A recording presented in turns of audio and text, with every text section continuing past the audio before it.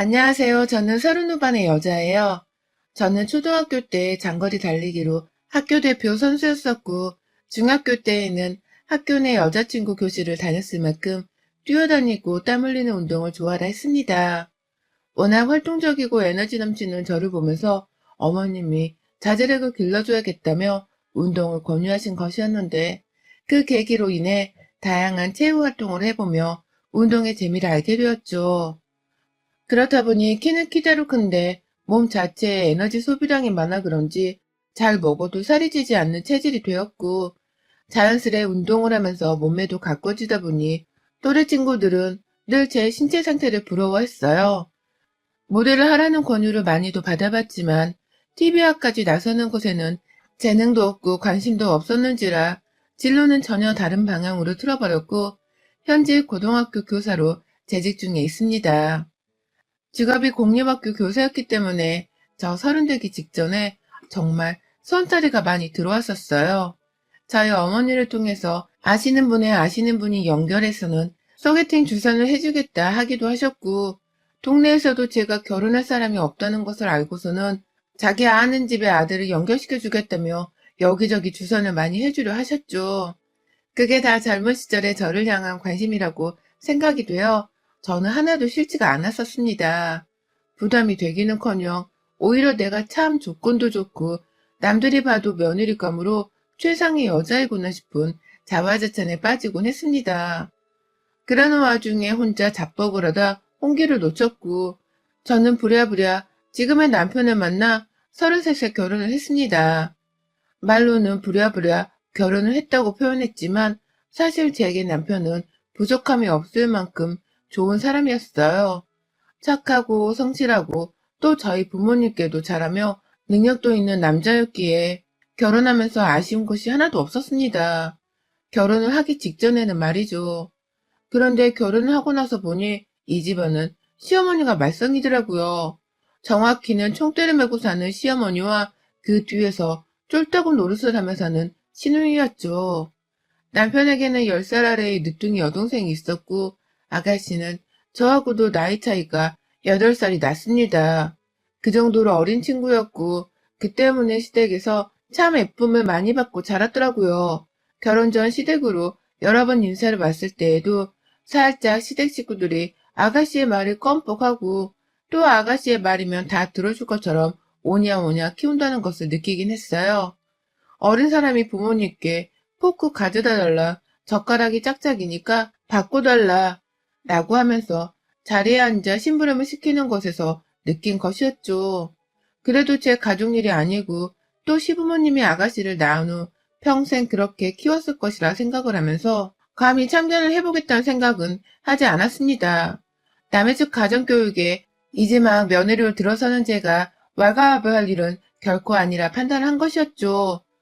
그런데 이 아가씨의 영향이 결혼을 하고서 저한테까지 미치더라고요. 지금 저는 결혼하고 이제 막 7년을 넘기는 중인데, 지난 7년간 아가씨와 시어머니의 콤비는 정말 대단했습니다. 저희 아가씨는 틈만 나면 사귀던 남자친구와 헤어져서는 울면서 저희 집으로 찾아오곤 했어요. 집에 들어가면 나이 든 부모님 때문에 제대로 울지 못한다면서 눈치를 보며 저희 집에 온 것이었죠. 어린 사람이 연애 때문에 힘들어하는 게 가슴 아파서 저도 처음에는 아가씨를 제대로 환영해주면서 집에서 금이야 오기야 보살폈습니다. 그런데 저희 아가씨 며칠이 지나도록 자기 집에 돌아갈 생각은커녕 제가 차려주는 맛있는 밥과 배달 음식에 빠져서는 이 집에서 살래요 라면 눈치도 없이 그냥 들어누워 살려 하더라고요. 남편은 그런 여동생의 투정어린 애정에 어쩔 줄을 몰라 했고요. 그래서 집에 가야 하지 않냐고 슬쩍 말하는 제 말에 빈정이 상했다고 저와 남편 앞에서 제가 마음에 안 든다고 운 적도 있었고, 달래준다고 또 배달 음식을 시켜주면 그게 또 그렇게 맛있다면서 금세 화가 풀려선 제 이름을 불러주기도 했어요. 저로서는 너무나 갈팡질팡하는 아가씨의 성격을 받아주기가 벅찼는데, 남편은 그게 다 적응이 된 건지 아무렇지 않아 하면서도 안방만 들어오면 한숨을 푹 쉬며 힘들어 하더라고요. 그렇게 일주일이 넘게 저희 집에서 마음대로 가출을 하다가 아가씨는 또 뭐가 질린 건지 말도 없이 집으로 돌아가셨고, 이런 일이 결혼하고서 처음 3년간 거의 반년에 한 번씩은 있었던 것 같습니다. 아가씨 자체가 진지한 교제를 하려 하지를 않고 아무나 만나서 교제하고 헤어지게 반복했다 보니 사귀는 일과 헤어지는 일이 너무나 빈번했고, 그 피해를 옆에 있던 저희 부부가 고스란히 받고 있었어요. 집으로 찾아오는 것뿐이었으면 제가 이렇게 하소연을 하며 사연을 쓰지도 않았을 겁니다. 중간에 남자친구랑 싸우거나 시부모님이랑 싸우기라도 하면 또 울면서 남편에게 전화를 해대서는 저희 남편을 불러냈고, 밖에서 남편 돈을 긁어대며 술을 마시고 쇼핑을 하는 것으로 자신의 슬픔을 풀려고 했어요. 지가 힘들면 지가 번 돈으로 뭘 사면서 스트레스를 풀면 될 텐데, 아가씨는 저희 남편을 마치 맡겨놓은 자기 물주인 마냥 불러대다 카드를 긁어대곤 했죠. 저는 매번 나갔다가 한숨을 쉬면서 집으로 들어오는 남편의 표정을 보고서 또 카드 긁힌 거야? 라며 눈치를 채곤 했고요. 분명 성인이고 대학도 들어갔고 멀쩡히 혼자서 알바도 하면서 저와 남편의 단물을 빨아먹지 못해서 안달인 시누이를 향한 저의 개인적인 억하심과 분노는 날이 갈수록 쌓여갔지만 아무 쓴소리도 하지를 못했습니다. 제가 감히 그러지 말라고 시댁에 아가씨한테 쓴소리를 하기라도 하면 옆에서 시어머니가 자기 딸 교육은 자기가 알아서 시킬 테니 주제넘게 나서지 말라고 저를 오히려 훈계하셨거든요. 훈계를 하는 것에 그치면 다행일 텐데 어쩔 땐 저를 향한 인신공격까지 감행을 하셨습니다. 그것도 임신에 관한 것으로 말이죠. 저는 지금껏 임신하지 못하고 있어요. 임신을 원했지만 몸이 잘 따라주지 않아 여태 아이를 가지지 못하고 있고 지금은 거의 체념 상태로 지내는 중이었습니다. 시험관이나 다른 시술은 돈도 많이 들고 제 몸이 너무 힘들 것 같아서 용기를 내지 못했고요. 그런데 시어머니는 이런 제게 네가 자식을 못 낳아봐서 잘 모르는 거야. 나중에 누가 네 자식한테 훈계질을 한다고 하면 가장 먼저 뚜껑이 열려서는 달려들걸. 네가 자식을 못 낳으니 내가 이런 얘기도 참 힘들게 해야 하는구나. 네가 얘만 있었으면 대화가 잘 통했을 텐데. 라고 하면서 저를 비꼬아 대셨어요. 애가 없기 때문에 자기 딸을 함부로 가르치려 든다고 하시면서 말이죠. 그러니 저도 할 말이 없고 상처받아서 입을 꾹 다물 수밖에 없었고요. 그런 식으로 시어머니 그리고 시누이와 대면을 하는 것이 갈수록 힘들어지고 또 부담스러워졌습니다. 뭐 하나 꼬투리를 잡히면 혼이 날 게 뻔하고 혹 내 눈에 시누이가 버릇없이 보이더라도 무조건 참으면서 꾹꾹 화를 눌러 담아야 했기 때문에 차라리 안 보는 게 속이 편하다 싶었어요. 그래서 실제로도 일이 바쁘긴 했지만 더더욱 일이 바쁘다는 핑계를 대면서 시부모를 만나거나 시누이가 내 집에 찾아오려는 걸 막아서려 했고, 중간에도 여러 번 이혼을 할 뻔할 정도로 남편과 크게 싸우면서까지 시댁 단속을 알아서 하라는 확답을 받아냈습니다. 더 이상 나를 시댁 문제로 스트레스 받게 하면 이혼을 하겠다고 이판사판 밀고 나갔거든요. 그렇게 겨우 버텨가는 7년이었는데 애도 안 낳은 저한테 청천벽력과도 같은 소식이 찾아왔습니다. 한동안 제 몸 상태가 이상하다 싶었어요. 가슴 부분에 두껍고 딱딱한 살집 같은 것이 잡히길래 괜히 불안하더라고요. 그런데 학기 초에 일이 또 너무 바빴다 보니 제대로 병원에 가볼 생각을 못하고서는 계속 스스로 몸이 이상하다 싶은 의심만 하고 있었던 것이었죠.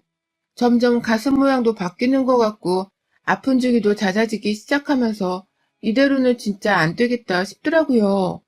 처음엔 혹 임신을 한 바람에 가슴에 변화가 생긴 게 아닐까 싶어서 아주 기쁜 마음으로 산부인과부터 찾았습니다. 제가 사리분별도 못하고 또 철도 없었던 것이었죠. 동네 산부인과 병원에 갔더니만 선생님은 임신이 아니라는 실망스러운 대답을 내놓으셨고 급기야 저를 큰 병원으로 보내시더라고요. 가서 꼭 유방암 검사를 받으라고 말이죠. 세상에, 내가 유방암이라니. 아직 그 시기에는 암 확진을 받기도 전이었는데 이미 전 세상이 다 끝난 것 마냥 우울감이 머릿속으로 온통 뒤덮었어요. 그 팔팔이 뛰어다니면서 땀 흘리고 놀던 건강한 내가 다른 것도 아닌 암일지도 모른다고 하니 인생이 뭐 이런가 싶어 황당하기도 하고 무섭기도 엄청 무서웠죠. 그렇게 저는 남편 손 꼭 붙잡고서 병원 함께 찾았고 결국 유방암 진단을 받게 되었습니다. 하늘이 무너지는 건 당연했지만 천만 다행이었던 것은 아직 제가 초기였다는 것이었어요. 선생님께서도 산부인과에 갈 생각을 했던 것만으로도 하늘이 도운 것이었다면서 잘했다고 칭찬을 해주셨고요. 그렇게 저는 졸지에 유방암 초기 환자가 되어 수술을 받게 되었습니다. 초기라 심각한 수술까지는 아니었고요. 수술하고서도 제 회복 속도를 보고는 4일 자유 퇴원을 했고 학교 일은 일주일 휴가를 냈어요. 복귀를 하고 나서 힘이 들면 아예 휴직을 낼 생각도 하는 중이었고요. 수술도 잘 끝이 났지만 어찌되었든 암 환자였고 또 수술을 한 것이었으니 몸이 전과 달리 부쩍 힘이 들고 많이 피로했습니다. 전이가 잘 되는 암이라고 해서 밥 한 끼 먹는 것도 그리고 건강 챙기는 것도 엄청 신경 써가면서 관리를 하기 시작했고요. 초기암이라 다행히 화학치료는 받지 않아도 되었지만 그 지경까지 가는 걸 막기 위해서 화학치료를 받는 정도로 제 몸 관리를 철저하게 하기 시작했어요. 암보험을 친정엄마 권유로 어릴 적부터 열심히 들었었고 좋은 보험이었는지라 이번에 보험금도 소액암이라면서 2천만 원 정도를 받았는데요. 그 돈으로는 그냥 내 건강을 챙기는데 온전히 다 투자를 해야겠다고 마음을 먹은 정도였습니다. 아무데도 돈을 쓰지 않고 오로지 내 건강 챙기는 데에 필요한 음식이나 약, 그리고 운동을 하는 데에 쓰겠다고 마음을 먹었죠. 그러려고 애초에 보험도 잘 들어놨었고 또 꾸준히 들어온 것이었지만 말입니다.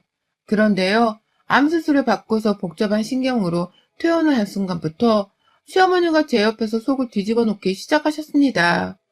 마음의 안정이 필요한 시기인데 제 속을 아주 홀라당 뒤집어 버리신 것이었어요. 제가 암에 걸려서 퇴원을 하기까지 저희 친정부모님 그리고 주변의 모두가 위로의 한마디씩을 보내왔습니다. 자기 엄마는 자신도 안 걸리는 암에 딸이 걸렸다면서 대성통곡을 하시기도 했고요. 이 정도의 슬픔을 시댁으로부터 바란 건 아니었어요. 그냥 단지 며느리가 다른 병도 아니고 암에 걸렸으니까 그게 비록 초기암이라고 할지라도 같이 애석해주고 위로를 해주길 진심으로 바랬습니다. 하지만 이건 저의 크나큰 착각이었어요. 시어머니는 오히려 제가 암에 걸렸던 사실을 아주 기뻐를 하셨거든요. 그 시기 저희 시누이가 드디어 결혼을 할 사람을 만났습니다. 그렇게 주구장창 남자를 만나고 헤어지길 반복하면서 옆에 있는 가족들의 피를 빨아먹더니만 드디어 시집을 가겠다고 남자 하나를 데려왔더라고요. 그게 제가 암 수술을 받기 4개월 전쯤이었고 제가 수술을 받는 동안에는 한창 결혼 준비를 한다고 바쁜 시기였었어요. 저야 연락을 하고 있지 않았으니 결혼 준비가 어느 정도 되어가고 있는 집까진 제대로 알지를 못한 채 남편으로부터 간간히 소식만을 전해들었고요. 그런데 암 수술을 받게 된 그날 시아버지가 수술을 잘 받으라고 안부 전화를 주신 덕분에 간단한 대화를 나누고 있었는데 옆에서 시어머니가 자신을 바꿔달라 보채시더라고요. 그러더니만 아버님의 말씀이 다 끝나기도 전에 저를 바꾸셔서는 글쎄 이런 질문을 하시더라고요. 너 그거 수술 받으면 암보험은 받는 거지? 얼마나 받는다냐? 라는 질문을 말입니다. 처음엔 이 질문을 도대체 왜 하는 건가 싶었습니다. 그리고 그냥 보험금 같은 건 받아야 하는 거니까 잊지 말라고 시어머님이 알려주신 것뿐이라고 생각을 했어요. 설마 제 보험금을 뜯어가려 하셨겠나 싶었거든요. 그런데 퇴원하고 나서 마주한 어머님의 말씀을 들으니 알겠더라고요.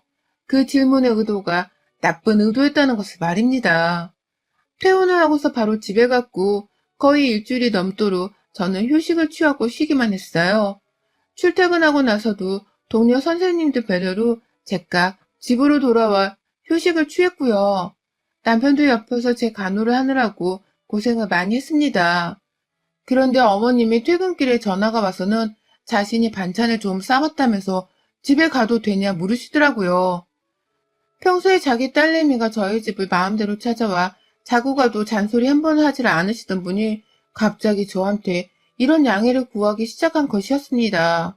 새삼 달라진 태도가 이상하기도 했고 왜 나를 챙겨주려고 안 하던 반찬까지 만들어 싸우시나 싶어서 이상했어요. 하지만 제가 암에 걸렸으니 제가 걱정이 되어 그러는가 보다 싶어 오시라고 했죠. 이때가 아니면 언제 또 시어머니께 반찬을 얻어먹을 수 있겠나 싶어 말이죠. 그런데 집으로 찾아온 시어머니는 혼자가 아니셨어요. 옆에 시누이까지 데리고 왔더라고요. 그것도 시누이랑 결혼을 하겠다고 하던 그 남자친구분과 말이죠. 한 번도 그 남자친구란 분을 본 적이 없었던 저는 당황을 하며 손님을 맞이했는데 시어머니 손에는 겨우 락앤락 한 통이 들려있더라고요. 멸치볶음이 든 작은 반찬통 하나였습니다. 그거 하나 딸랑 주겠다고 얼굴도 모르는 손님을 불편하게 데려오셨나 싶어서 짜증이 확 났어요. 제 표정이 안 좋으니 남편도 아니 이렇게 우르르 데리고 올 거면 말이라도 하지 라면서 어머니께 아주 작게 중얼거렸죠. 그런데 어머님이 아니 어차피 가족이 될 사이인데 이렇게 보면 어떻고 저렇게 보면 또 어때? 인사해라. 네 시누이 남편 될 사람. 그리고 여기는 네 매형 부인. 라면서 아주 호들갑을 떨며 인사부터 시키더라고요.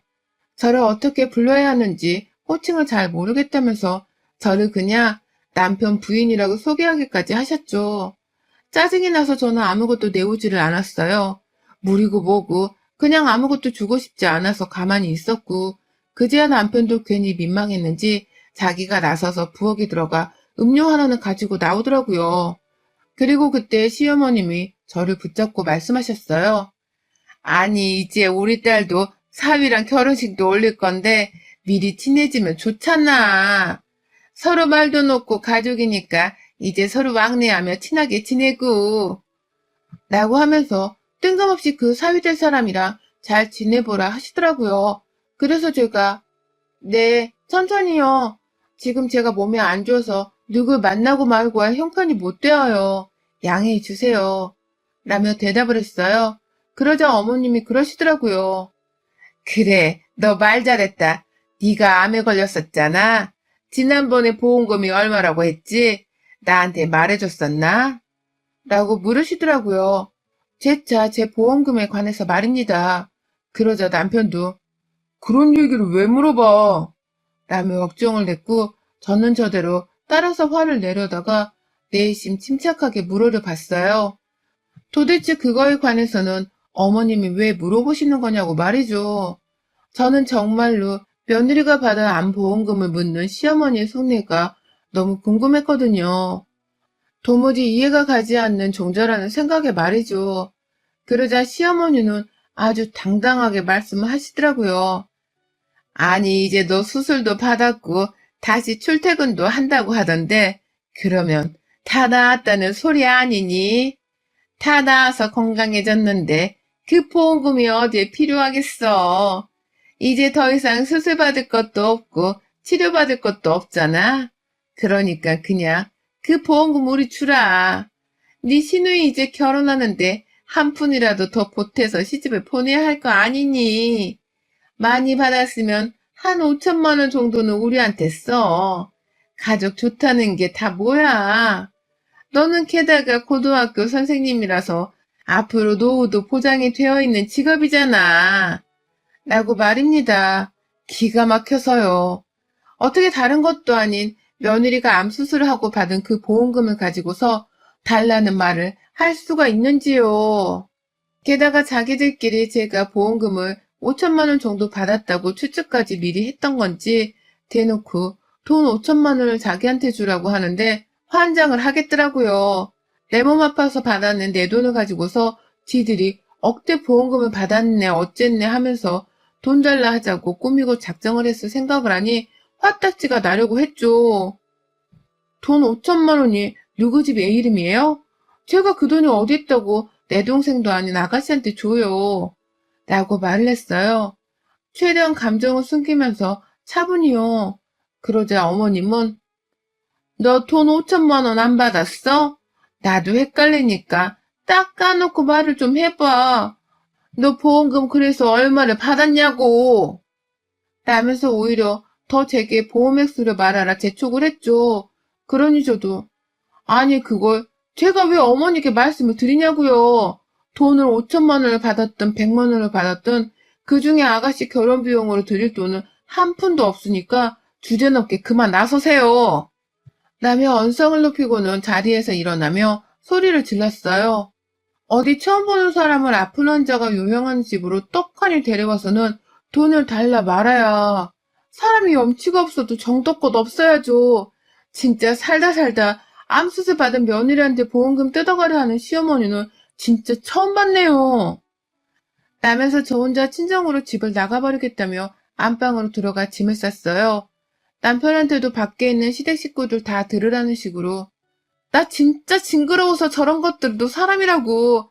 야, 며느리 안보험 받은 걸로 결혼자금 쓰게 달라는 미친 시댁 것들이 세상에 또 있으면 나와보라 그래. 어디서 똥파리가 꼬여도 저런 것들이 꼬여서는. 라며 아주 못 살겠다는 듯이 소리를 질러댔어요. 당연히 시어머니는 그 소리를 듣고서 안방으로 남편 따라 들어가서는 뭐라고 그랬냐며 저 따라 언성을 높이셨고요. 시누이도 가만 못 있고서는 겨우 돈 몇 푼 가지고서 난리라며 유세 떤다 지랄을 해댔어요. 그러니 저도 더는 못 참겠더라고요. 가슴 통증이 느껴지는 와중에 남편을 있는 힘껏 시어머니께로 밀쳐내며 당신 아들 도로 집에 반납할 테니까 다시는 나를 며느리라 부르지도 말고 감히 돈 달라고 말도 꺼내지 마요. 당신네 집이랑은 완전히 여기서 쪽내 거니까. 라며 죄 없는 남편을 발로 차대며 시어머니 쪽으로 밀어냈어요.